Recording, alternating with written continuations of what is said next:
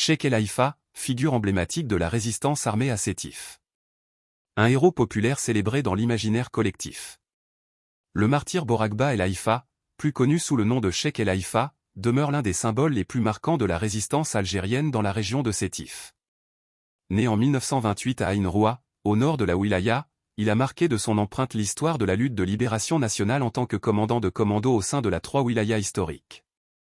Architecte de nombreuses opérations militaires, il jouissait d'une notoriété qui dépassait les frontières locales, au point d'être immortalisé par la célèbre chanson patriotique Bel Taïara et Safra, l'avion jaune, chantée dans tout le pays. Origine et formation spirituelle. Issu d'une famille d'agriculteurs, Borakba El Haïfa effectua ses études primaires dans son village natal El Hamama, avant de rejoindre la Zaouïa de Chelata, ou wilaya de Béjaïa, où il acheva la mémorisation du Coran et s'initia aux sciences religieuses, fiqh, hadith, usul. Cette formation spirituelle a profondément façonné sa personnalité, lui conférant sagesse, modération et sens aigu du devoir, des qualités qui lui ont valu le surnom respectueux de Cheikh. Engagement révolutionnaire et ascension militaire.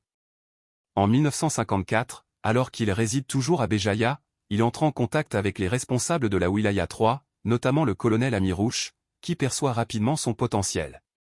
Il rejoint officiellement les rangs de la Révolution en 1955, en collaboration avec le Moudjahid Belkacem Semati Kandaoui, en organisant les premières cellules de soutien, Moussabiline, dans les campagnes et hameaux. Grâce à son leadership naturel, il contribue avec le martyr Alam Mansour à la mise en place de structures de coordination et à l'armement de groupes de combat. Il crée notamment un commando de 11 Moudjahidines, menant des attaques audacieuses contre les colons à Baral et Saint-Arnaud. Opération majeure et rayonnement stratégique.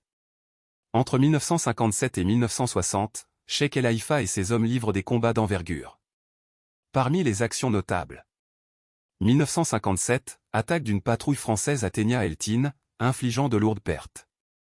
1959, réorganisation du commando en 2 sections armées bien entraînées, qui deviennent la base d'une nouvelle Naya, secteur, comportant 4 subdivisions sous sa direction. 1960, opérations marquantes telles que l'attaque du dépôt d'armes de Sfia. L'assaut contre le poste de Tania, où siégeait le bureau de renseignement colonial, SAS. L'attaque du poste d'Ourésia. L'assaut victorieux contre le poste d'El Hamama à Ain Roua, au cours duquel plus de 300 soldats français furent éliminés et plusieurs équipements récupérés. Par ses succès militaires, Cheikh El Haïfa transforma la région de Sétif en véritable bastion révolutionnaire, suscitant à la fois la terreur dans les rangs ennemis et l'admiration parmi les populations.